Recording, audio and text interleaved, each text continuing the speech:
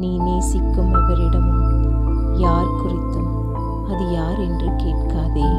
எவ்வளவு நாளாக தெரியும் என்றும் கேட்காதே. நீ நேசிப்பவரின் காலர் ஹிஸ்டரியை காட்டச் சொல்லாதே.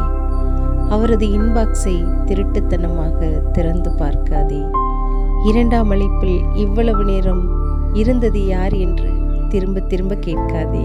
உனக்கு தர மறுத்த சந்திப்பை இன்னொருவருக்கு தருவதேன் என முறையிடாதே. உன்னை ஏமாற்ற வேண்டும் என்று யாரும் எதையும் மறைக்கவில்லை.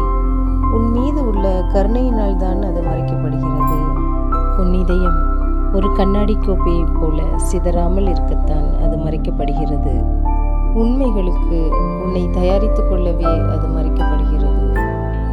உடனடியாக அல்ல. நீ ஒரு பனிக்கட்டியைப் போல அவர்களது வாழ்விலிருந்து கொஞ்சம் கொஞ்சமாக உருகி மறையட்டுமே என்பதற்காக அது மறைக்கப்படுகிறது. இந்த உறவை இன்னும் கொஞ்சம் நாள் நீட்டிக்கலாமே என்பதால் தான் அது மறைக்கப்படுகிறது. குற்ற உணர்வினால் தான் அது மறைக்கப்படுகிறது. உன்னை ஞாபக சிற்பமாக மாற்ற அவர்களுக்கு அவகாசம் தேவைப்படுகிறது என்பதாலே அது மறைக்கப்படுகிறது. காதலர்கள் விரைந்து அழியும் இவ்வுலகில் மனிதாபிமானம் அவ்வளவு எளிதாக அழிந்து விடுவதில்லை என்பதால் தான் அது மறைக்கப்படுகிறது. உன் அன்புக்குரியவரின் மூடிய கைகளை பிடிவாதமாக திறக்காதே. மாறாக சாத்தியிருக்கும் கதவுகளை ஒரு விருந்தாளியைப் போல மெதுவாக தட்டு.